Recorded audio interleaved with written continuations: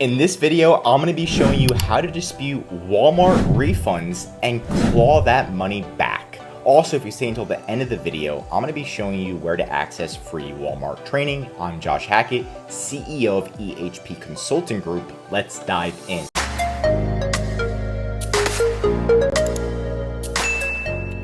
Okay, so Walmart sides with customers so much and it's annoying, but you can claw back those refunds and dispute them and have Walmart pay you back. So you're simply going to go to orders and then returns. Once you're under returns, it's going to show that there is no returns. Let's refresh this page. It's going to say that there's no returns, but there actually is. So make sure you click this green X and then you're going to go to completed to review all of the returns.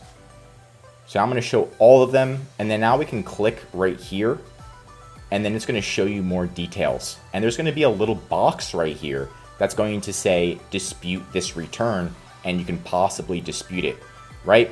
So let's go through this process. So here's an example on what you're going to do. So if you are able to dispute this return, sometimes there's a button you can click and you can dispute it right away. If it's not there, you're going to actually have to contact seller support, which is annoying. But if you have a virtual assistant, they can be doing this every day and keeping tabs. All you have to do is just triple check everything. So it says it was an instant refund. We don't like instant refunds. And it says they haven't even shipped the package back yet. They're not supposed to get their refund unless they actually shipped it back. Lost after delivery makes no sense at all. So Walmart should not have refunded this customer. You're not supposed to refund somebody after delivery. It just doesn't make any sense without our permission, especially. So let's go back to the purchase order. So you're going to open up the orders tab, and then in the orders tab, you're going to click on all, and you're going to click on purchase order number. You're going to put this in right here, and now you can see more about it, and it literally says delivered.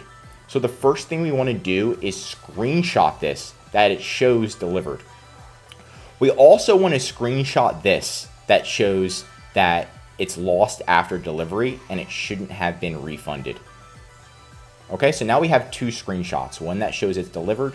Now we can click on the purchase order number and look more into it. Walmart's going to want a little bit more details before they approve our refund. So we're going to actually look at the tracking and see if it shows delivered. If it does, we can show them as well that on the FedEx website, it shows delivered. Now on the FedEx website, oh my gosh, it says delivered and they have a photo. So you can obtain proof of delivery, but now you're going to obtain proof of delivery and you're going to take a screenshot of this and you're going to save this link. And now we're going to submit an official dispute. And I know this seems like a lot of work, but if you want to get it approved the first time, let's make it idiot proof for Walmart to approve it. So now that we have all this information, it's time to contact Walmart support. Let's go back to Walmart and then contact them in a second. So now we're going to contact support. So you're going to click this button, this little question mark, and you're going to contact support. And now you're just going to describe the issue in a few words. So I'm just going to say dispute return. Let's see if that works. Oops, I put it all as one word.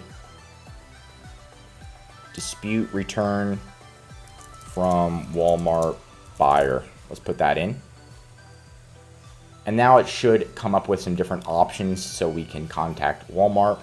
Appeal dispute decision, Walmart customer care refund dispute. So I think either of these will work. So let's do this one, the Walmart care refund. We're going to click confirm. And then we're going to go from there. So we're actually going to go back and click appeal a dispute decision and click confirm. And then we're going to contact Walmart. So we're going to click get in touch with us. And then we should be able to open it up via email and then appeal the dispute decision. Okay, so we're going to do the case number you're disputing. But what we're going to do is just provide as much information as possible. So we're going to provide all of the photos and we're going to provide as much information as possible so we can do this. So pretty much we're going to say, Dear Walmart, we are disputing a refund that shouldn't have been made. Okay, and let's provide the Okay, so now we're going to officially submit the dispute. And what we said is, dear Walmart, we are disputing a refund that shouldn't have been made. Purchase order, so we're providing the purchase order. You can find it right here, the purchase order. And then we're going to say it was refunded even though it was delivered with proof from FedEx. Since it was delivered with proof, I would like this escalated and the refund that was given to the customer reversed and given back to us. And then we provide proof, screenshot that shows it's delivered from FedEx, screenshot that shows FedEx actually giving the buyer the package, which was hilarious on here. Tracking number URL that shows the package was delivered, screenshot of the orders page that shows it's delivered, screenshot of the return page that showed the customer was refunded. So screenshot of this page, it literally says delivered, and then screenshot of this page that shows that they were refunded, right? So now we provide them so much information where they can just approve it. Now then you're gonna click submit. And if it doesn't let you submit it, then what you can do is go back and you can change the reason. So if it doesn't let you submit it for some reason, go back and click issue categories, no match, select issue categories, and then you can change the category to something different. So you can do orders and returns instead, return, question, feedback, this one, and then get in touch with us, and then email. So you can try different reasons and then just get in front of the right team and then provide all that information.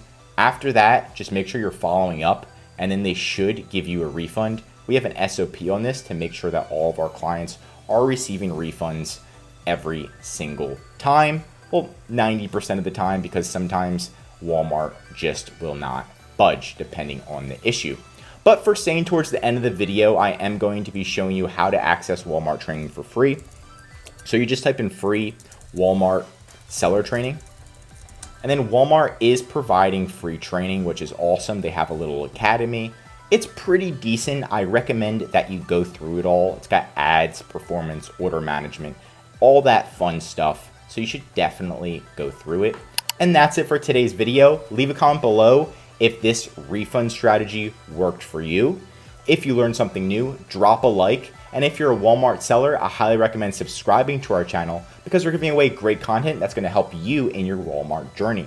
And of course, if you need any help with increasing sales, anything mentioned in this video, or any help selling on Walmart, contact EHP Consulting Group. The link is right in the description to contact us. Also, our #1 full A to Z Walmart account management service. This is where we're going to be fully managing your inventory, calling Walmart, customer service, advertising, increasing sales, and much, much more. The benefit of this service is so you can spend time working on your business instead of in your business every day, like calling Walmart hours on end just to get a refund or even creating all these refund requests. We can do it for you, save time, money, and increase sales with ehpconsultinggroup.com.